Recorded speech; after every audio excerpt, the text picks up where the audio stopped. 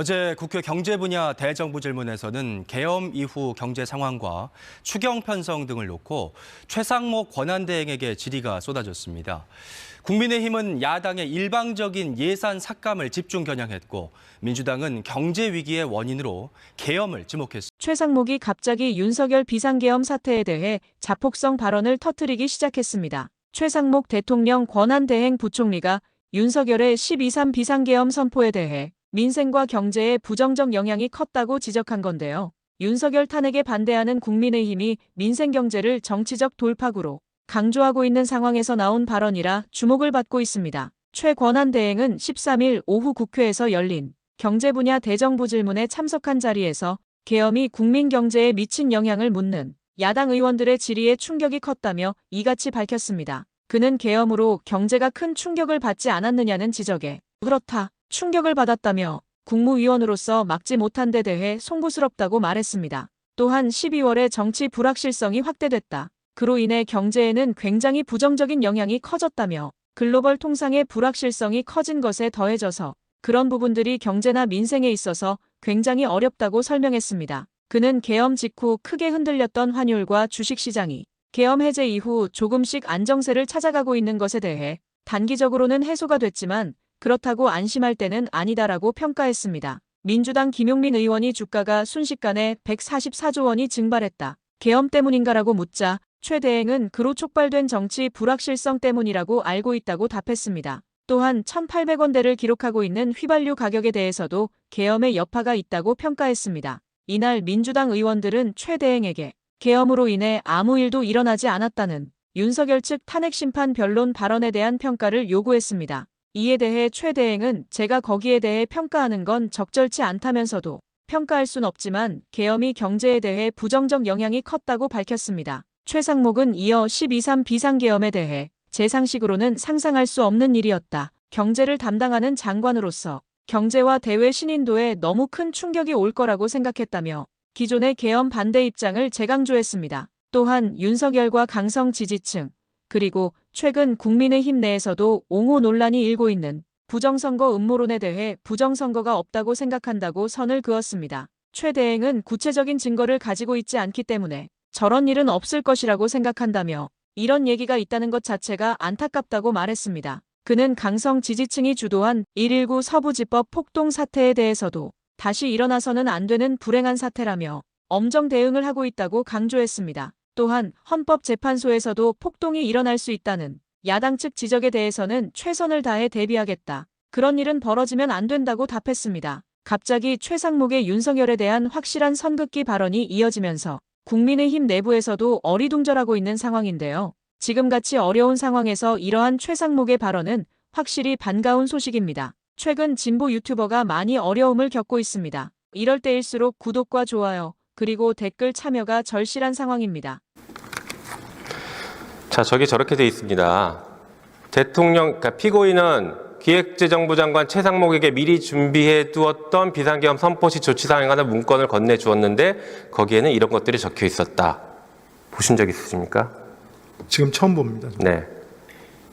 법 공부하셨으니까 아시겠지만 저 정도면 윤석열 공소장에는 우리 부총리는 공범으로 적시된 겁니다. 알고 계십니까? 글쎄 제가 판단할 위치에 있지 않습니다. 네. 그래서 그런지 계엄을 수습하기 위한 정부의 조치에 대해서는 손을 놓고 오히려 방해하고 있습니다. 지금 특검법 계속 거부하고 있고 상설특검은 우리가 지난 12월 10일 날 209명이 찬성해서 표결했는데 왜 아직까지도 지금 오늘이 65일째인데 왜 아직까지도 임명 의뢰하지 않습니까? 제가 대행을 맡아서 보고를 받기로는 상설특검 관련된 국회 규칙에 대해서 헌법과 법률에 맞는지에 대한 지금 검토가 필요하다. 그래서 지금 저희가 숙고를 하고 있습니다. 그러니까 공범이라고 얘기하는 겁니다. 내란을 지금 옹호하고 내란을 지금 확산시키려고 온 힘을 다하고 있지 않습니까? 글쎄 그렇게 말씀하시면 저 공소장이 조만간에 최상목으로 변경될 수도 있습니다.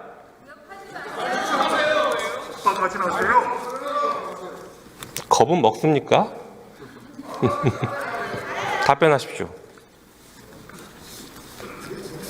질문이 그러니까 제가 죄송합니다. 제 질문 놓쳤습니다. 죄송합니다. 왜 의뢰 안 하냐고요? 그러니까 상설특검 말씀드리지 않았습니까? 상설특검 자체가 그 상설특검의 어떤 국회 규칙 자체에 대해서 헌법과 법률에 따라서 이게 맞는지 부분에 대해서 저희가 검토하고 있다고 말씀드렸습니다. 시간이 없습니다. 마지막 PPT 한번 보시죠. 헌법재판소법에 따르면 헌법재판소가 권한쟁의 심판에 대해서 결정을 하면 반드시 따라야 하도록 되어 있습니다. 모든 국가기관 기속력이 있고 부작위에 대해서는 자기 의무가 있습니다. 보셔서 보십시오. 따르겠습니다. 일단은 지금 결정 전이기 때문에 예단해서 말씀드릴 수는 없고요. 아까 여러 번 말씀드렸지만 헌법재판소의 결정은 존중합니다만 아직 결정이 안 됐기 때문에 예단해서 말씀드릴 수가 없다고 여러 차례 말씀을 이게 드렸었습니다. 바로 내란을 증폭시키는 행동입니다. 결정하면 따라야죠. 윤석열 대통령이 파면 결정이 나면 따라야 됩니까? 따르지 않아야 됩니까? 그것만 말씀해 보십시오. 마지막 질문입니다. 헌법재판소의 판단은 저희가 지금 존중해야 된다는 겁니다. 네. 탄핵 결정이 나면 따라야 합니까? 존중만 하면 됩니까? 그 부분은 제가 법률로는 그 자체로 효력이 발생하는 부정합니까? 그대 제 말씀을 막고 계시지 않습니까? 지금 얘기를 하려고 하는데 그 부분에 대해서는 법률적으로 그대로 효과가 있는 걸로 알고 있습니다. 네. 우리 잠시나마 제가 비서실장 할 때 청와대에 계셨죠? 제 기억이 맞다면 공보수석 할 때 있었습니다. 그렇습니다. 네네 그렇습니다. 제가 은주 설렁탕에서 밥값도 한번 내줬죠. 네 감사드립니다. 학교 다닐 때 그렇게 공부를 잘했더라고요. 오산고등학교 천재라고 하는데 그래서 약관 22세 행정고시를 합격해서 지금까지 잘 나가고 있습니다. 학교 때 별명이 뭐였어요? 글쎄, 짱구 아니에요, 짱구. 네 맞습니다. 천재 짱구가 대한민국을 위해서 짱구 노릇을 해야지 내란 속에 윤석열을 위해서 짱구 노릇을 해서 되겠는가 먼저 말씀해 보세요. 저는 그 국민과 민생 안정을 위해서 지금 최선을 다하고 있습니다. 내란 처음에 반대했죠. 네 계엄을 반대했습니다. 계엄이 내란 아니에요? 지금은 찬성합니까? 네, 계엄을 반대하는 건 아직도 같은 생각입니다. 같은 생각이면은 계엄 속에 내란 속에 윤석열이 옥중 정치로 저러한 일을 하는 것에 대해서 찬성하세요? 그 부분은 지금 사법 절차하고 헌법 재판 절차가 어떻게 됐든 헌법이기 때문에 네, 제가 헌법 절차를 제일 무시한 분이 바로 최상목 대행이에요. 아니 대한민국 헌법에 국회법에 여야 합의가 없습니다. 합법적 절차에 의해서 민주적 과정을 거쳐서 통과되면은 그것이 여야 합의예요. 여야 합의란 법이 최상목 법에 있는지 모르지만은 같은 인사청문회를 통해서 인사청문 보고서가 채택됐는데 어떻게 1대1 임명하고 마은혁 재판관은 임명하지 않음으로써 오늘날 이 큰 혼란이 오고 있는데 이에 대해서 어떤 생각을 하세요?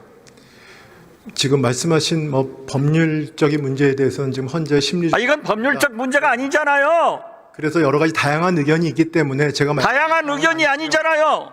지금 대행께서는 여야 합의를 해와야 한다고 하는데 저한테 답변을 하라고 하셨는데 답변을 끊으시니까요. 제가 그래서 그렇지만 저는 당시에는 우리가 헌법재판관의 임명에 대해서는 여야 합의라는 것이 헌정사의 관행으로 알고 있었기 때문에 거기에 따라 저는 결정을 했고요. 다만 헌재가 그 부분에 대해서 지금 심리 중에 있으니까요. 그걸 기다리고 있습니다. 관행이 아니에요. 껐다가면은 여야 합의해와라. 이건 헌법에도 국회법에도 없지만은 거듭 말씀드리지만은 최상목 대행법이 있는지는 모르겠어요. 이러한 혼란을 책임을 윤석열과 최상목 대행이 가져와 가지고 오늘 현재 이러한 혼란이 계속되고 있습니다. 경제가 안 되고 있죠. 민생이 어렵죠. 민생하고 경제가 어려운 부분에는 그건 정부로서 국민께 송구스럽게 생각하고 있습니다. 아니, 국무위원 중에 여야 합의로 임명된 사람이 누가 있어요? 윤석열 정부 때 여야 합의로 됐어요? 저보다 저기서 질문을 더 잘하잖아요.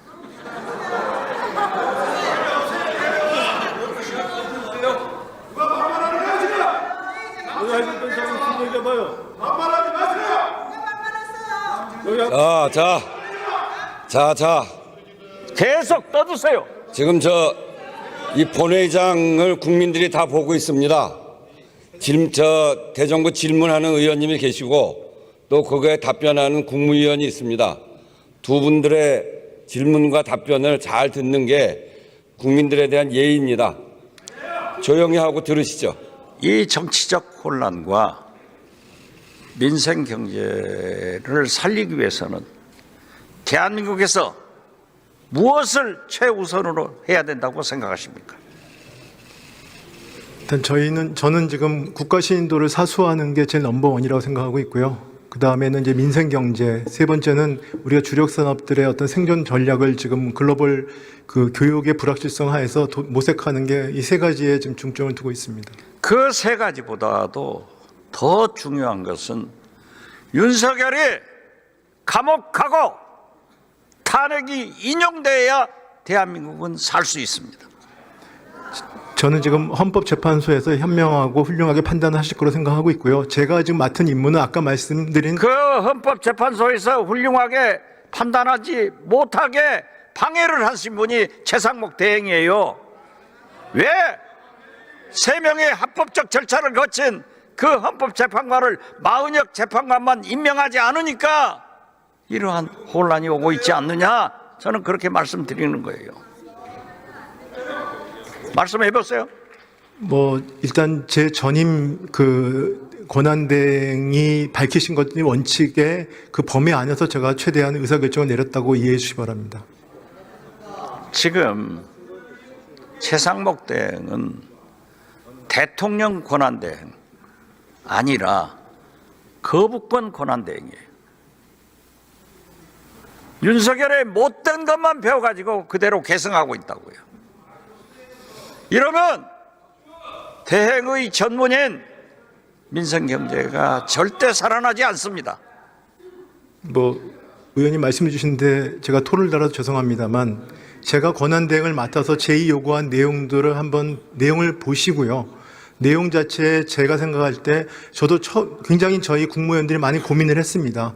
저희가 그냥 자동적으로 제의 요구는 한 것이 아니고 그 부분은 거부한다는 뜻이 아니고 조금 더 발전적인 대안을 마련해 주십사 여야에게 부탁을 드리는 것이고요. 저희가 국무회의 모두 말을 통해서 아니면 저희가 국회에서의 그 제의 요구 내용들을 좀 더 보시면 저희가 무조건 거부하겠다는 뜻이 아니었습니다. 그래서 나름대로 숙고를 거듭한 것입니다. 그래서 그렇게 너무 그렇게만 보지 마시고 좀 내용을 좀 더 찬찬히 보시고 건강한 토론이 있었으면 좋겠습니다. 제가 현미경으로 찬찬히 보아도 대행께서는 만약 헌법재판소에서 마은혁 재판관의 임명을 인용한다 하더라도 법무부에 법제처에 의견을 물어보겠다라고 하셨죠? 제가 직접 얘기한 적은 없습니다. 그러한 보도가 있었잖아요. 그래서 제가 법무부에 법제처에 의견 조회를 했습니다. 법무부 장관 대행 법제처장 공의 헌법재판소는 단심제이지만은 최종심이고 사법부에서 결정한 것을 정부에서 토를 달 수 없다고 했어요. 자, 만약 헌법재판소에서 인용이 결정되면은 임명하시겠어요? 안 하시겠어요? 보류하겠어요? 아직 결정이 나오지 않았기 때문에 제가 예단해서 말씀드리기는 어렵습니다. 만약 인용이 된다는 조건을 붙였잖아요. 제가 여러 번 말씀드린 헌법재판소의 결정은 존중해야 됩니다만 아직 결정이 나오지 않았기 때문에 제가 예산 결정을 존중해야 합니다만 그것이 중요하잖아요. 자, 대행께서는 국회에서 거듭 말씀드리지만 합법적으로 청문회를 통과했고 보고서를 했고 국회 의결을 거쳤는데 이것을 여야 합의가 안 됐다고 해서 왜 세 사람 다 임명을 하지 말든지 한 사람만 임명하지 않는 그 이유가 나변에 있냐 이거죠. 그리고 지금 현재 헌법재판소에서 인용하면은 마은혁 재판관을 반드시 임명해야지 법무부에 법제처에 의견 조율을 해도 그러한 답변이 나왔다고 하면은 해야 되는데 지금도 토를 달고 있단 말이에요. 그건 무슨 이유예요? 아직 결정이 안 났기 때문에 가정에 의해서 답변 드리기가 좀 어려워서 그 말씀을 드리는 겁니다. 그것이 천재들이 하는 답변이에요? 그것이 짱구들이 하는 곤조예요? 그러면 안 되죠. 저도 대행만큼 대행은 못 해봤어도 높은 거 다 해봤어요. 아니 어떻게 그러한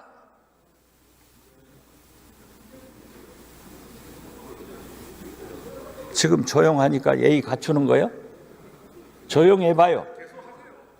조용히 해. 당신이 나오니까 얘기지. 맞습니다. 예. 예, 이제 뵙게 됐네요. 예. 고군분투 하신 거 제가 보고 있고요. 다만 저희 국회에서 부족한 것, 또 미진한 것, 또 이 헌정 질서와 민주주의를 수호하기 위한 가치관, 세계관, 철학 이 부분들에도 좀 차이가 나는 것 같아서 여러 의원님들이 아마 그 부분들을 질의하셨던 것 같고요.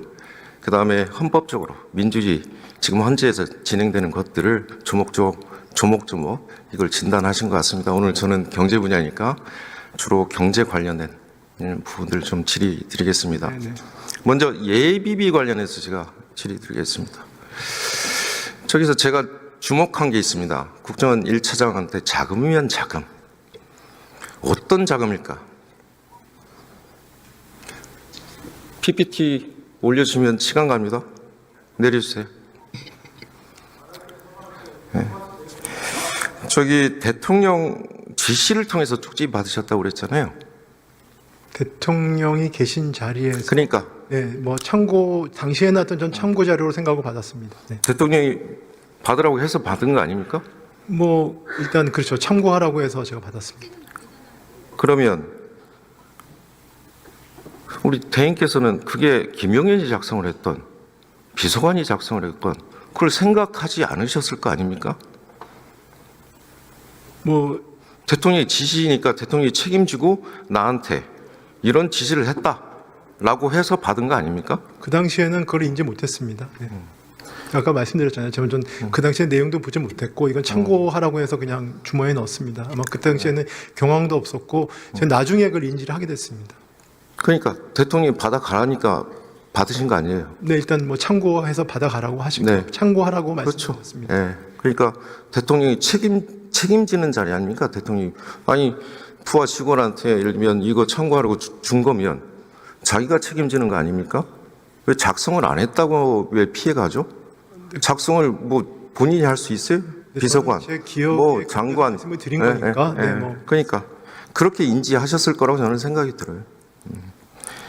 쪽지를 접어서 받았다 이렇게 말씀하셨잖아요. 그 접힌 상태에서 전달을 해줬습니다.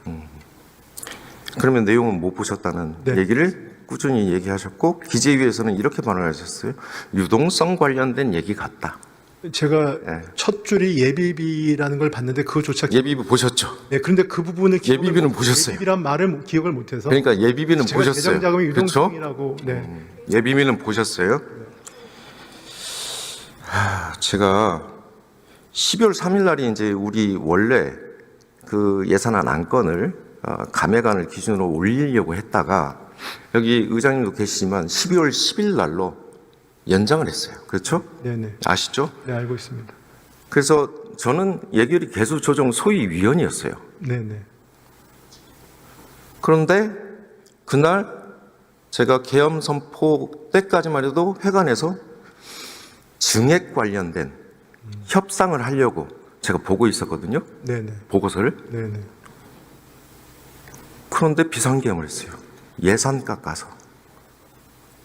이게 말이 됩니까? 부총리 어떻게 생각하세요? 그때 예산 협상이 아직까지도 물밑에서 진행이 되고 있었어요. 그리고 10일 날이에요. 의장님께서 말씀하신 날짜가. 기재부 관료 오래 하셨으니까 예를 들면 기간이 정해 있으면 그날까지도, 그날 1시간 30분 전까지도 예산은 협상되는 거 아닙니까? 그렇죠? 확정된 게 아니죠. 그렇죠? 네네. 그런데 예산을 깎아서 비상계엄을 한다? 전 정말 황당하게 접했거든요. 그리고 예산에 깎인 게 내용 아시죠? 네네. 24년도가 집행률이 17% 안 나오는 거예요. 10월 말 기준으로. 그전에 20%요. 예비비 깎았잖아요. 주요 사업이. 과거에 5조 정도 깎았어요. 근데 국회 권한으로 삭감 권한이 있기 때문에 4.1조 깎았잖아요. 그렇지 않습니까?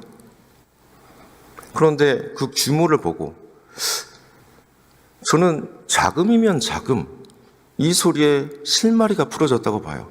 이분은 비상계엄을 이미 오래전에 준비를 했었고 돈이 필요했는데 이 돈을 어디서 쓰려고 했냐? 저는 이거라고 봐요. 그리고 마지막으로 예비비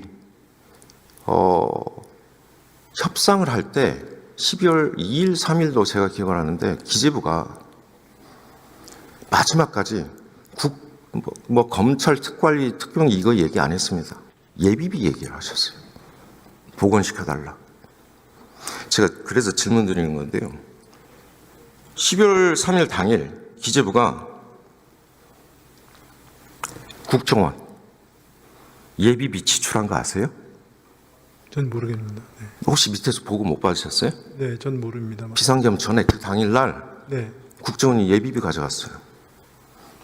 뭐 신청서 내역이나 뭐 이런 거 보고 못 받으셨어요? 네, 제가 만약에 보고를 받았는데 기억을 못 하고 있는 건지 보고를 못 받은 건지는 잘 모르겠습니다. 네. 여하튼 당일날 기재부는 예비를 국정원이 줬어요. 뭐 네. 근데 제가 자료를 달라고 그러니까 자료를 못 주겠다고 그러더라고요. 아마 나중에 검찰 조사를 통해서 좀 밝혀질 거라 보고요. 자, PPT 띄워주십시오. 저 권선동 대표께서 저 아세모글로 로빈슨 교수 뭐 언급하시면서 핵심을 못 찔러주신 것 같아요. 저게 핵심입니다. 국가는 왜 실패하는가? 좁은 회랑, 권력과 진보, 이 세 권의 책에서 들어오는 그 핵심적인 가치가 저겁니다. 최상목 권한대행께서 지금 권한대행이잖아요. 경제뿐만이 아니고. 그러면 제가 저 주제를 통해서 얻을 수 있는 건 뭐냐면 민주주의 핵심입니다. 민주주의가 잘 돼야 경제제도가 잘 뒷받침되고 그 경제제도가 포용적 정치들 같이 만나서 공평하게 분배되고 이게 성장의 경로를 연다라는 게 저 노벨 경제학상을 받은 학자의 주장이에요. 자, 커트 캠벨, badly misjudged, deeply problematic, illegitimate. 이 평가에 대해서는 어떻게 생각하세요? 뭐 그 제가 신문 기사 제목에 대해서 평가를 하기는 좀 아니, 커트 캠벨 평가에 대해서 어떻게 커트 캠벨 생각하세요? 걸 못 봤어요, 제가 지금. 네. 못 봤습니까? 왼쪽 거만 봐. 상임위에서도 제가 한번 말씀드렸는데. 아, 예? 예? 그러니까 비상계엄을 반대하셨다고 그랬잖아요. 네네. 반대 의견 중에 저는 대행이 지금 걱정하고 있는 상황들이 지금 펼쳐졌다고 봅니다. 동의하십니까? 일단 뭐 그 반대 이유 중에 하나입니다. PPT 띄워주세요. 자, 기재부가 예측한 성장률입니다. 제가 1월 2일까지 봤어요. 20일 후에 나온 게 2.0이에요. 제가 2.0 나올 때 제가 부총리께 여러 번 말씀드렸죠. 이거 성장률 에라다. 자, 기재부가 이제까지 성장률 자체를 너무나 과도하게 예측을 해요. 그런데 1월 2일조차도 저는 이렇게 말씀하시는 게 기재부가 정말 좀 경제를 너무나 낙관적으로 보고 있냐라는 생각이 드는데, 그 다음에요. 키에대 1.6으로 줄였죠. 한국은행 1.6에서 1.7 줄였죠. 그 전에 11월 28일 날 1.9였어요. 기재부는 이제 1.8 줄이고 있습니다. 25년 전망을. 자, 국제투자금융기관들이 12월 아무 일도 일어나지 않았다 했는데 왜 이렇게 경제 성장률 전망치를 내릴까요? 바클레이스 1.6으로 1월 말에 1.8에서 시티 1.4로 낮췄어요. JP모건 1.2예요. 근데 12월 말 계엄 이후에 한 번 더 했거든요. 1.3, 1.2. HSBC 1.7. 이게 계엄 여파입니다. 직접적인 피해. 제가 계절 조정 계열로 다시 계산해봐도 6.8조예요. 이게 직접적인 피해예요. GDP 킬러 맞죠? 포브스가 얘기한 거. 자, 여기에 간접비용 얼마나 생각하세요? 글쎄 뭐 저 숫자에 대해서 물론 부정의 영향을 줬지만 저 숫자에 대해서 여러 가지 논란이 있을 수 있다고 생각합니다. 아니, 논란이 있는데 예? 한국은행이나 해외 투자 금융기관들이 왜 비상계엄 이후에 아무 일도 없었으면, 자 상수로 그대로 흘러갔으면 아무 일도 없었지 않겠습니까? 근데 비상계엄 때리고 나서 성장률 전망치를 다 내리기 시작한 거예요. 뭐 의원님 잘 아시다시피 네. GDP 4, 4분기 숫자가 생각보다 잘 안 나왔기 때문에 저런 영향이 온 거죠. 네. 그러니까 4, 4분기의 결정적인 영향이 뭐죠? 12월분. 뭐 4, 4분기 네. 영향 중에 하나는 당연히 정책 불확실성의 네. 영향이 있겠죠. 네. 네, 저는 간접비용 계산해야 된다고 봅니다. 증시, 투자자 이탈, 금액 144조. 자, 지금 광화문에 우리 국민들이 다 나가 계셔요. 노동 시간으로 따지면 얼마예요? 얼마로 환산해야 돼요? 우리 국민들 노동 시간? 다 기회 비용들 아닌가요? 자, 지금 사회적 갈등 비용 나중에 치유하셔야 되잖아요. 얼마예요? 환산이 됩니까? 근데 아무 일도 일어나지 않았다. 이거 한심한 소리 아닙니까? 본인이 비상계엄 이루고 반헌법적이고 반불법적인 비상계엄을 일으켰으면서도 이 간접비용까지 어떻게 책임질 거예요? 저는 나중에 소송해야 된다고 봅니다. 이렇게. 네? 국민들께서. 탄핵뿐만이 아니고. 자, 그 다음에 하방 리스크가 더 커졌어요. 관세 전쟁이 붙었습니다. 자, 기재부는 1.8이에요. 한국은행 1.6에서 1.7이고 KDI 1.6입니다. 거기에 추가적인 하방 리스크가 이렇게 들어오는 거죠. 예? 최악의 시나리오 마이너스 1.14. 대외경제정책용은 마이너스 0.5까지 보고 있고요. 그 다음에 한국은행 자료입니다. 경상 GDP인데 우리가 GDP 디플레이트를 그냥 뭐 상수로 놓고 보자면 그냥 1% 그냥 가는 겁니다. 마이너스로. 이거 어떻게 해야 되죠? 우리 대한민국 경제? 자, 우리 소비 내수 키워야 됩니다. 빨간색은 우리보다 인구가 작은 국가들이거든요. 이제 재정 역할 좀 더 해야 된다는 말씀 드리고 싶고요. 수출과 내수 상관관계가 제가 이 그래프는 한번 보여드렸을 거예요. 대한민국만 유독 이렇게 되고 있습니다. 수출 내수 상관관계 이게 한국은행 자료거든요. 수출이 잘 돼도 이제 내수 잘 안 돼요. 마이너스입니다. 근데 추가적으로 좀 기재부에서 연구 좀 해주세요. 수출과 내수의 일자리 상관관계. 이거 좀 연구해 주셔야 됩니다. 네. 또 수출이 이제 네. 서비스 수출로 가야죠 또. 네. 예, 재정 역할. 자, 이제까지 개발연대 중심의 수출 중심의 지원 정책. 그런데 내수 소비의 확대. 공급자 생산 확대, 소비 확대. 그다음에 우리가 시장 중심에서 실패한 것들. 뭐 있죠? 인구, 불평등, 네. 저출생. 이건 시장에서 해결할 수 없어요. 네, 그렇습니다. 기후, 환경, 네, 네. 재정력을 투자해. 그렇죠? 네. 추경에 동의하셨습니까? 뭐 중요 원칙에 대해서 논의를 하겠습니다. 네. 네, 지금 문제를 치유하는 방향으로 추격을 해야 한다고 생각합니다. 네. 네.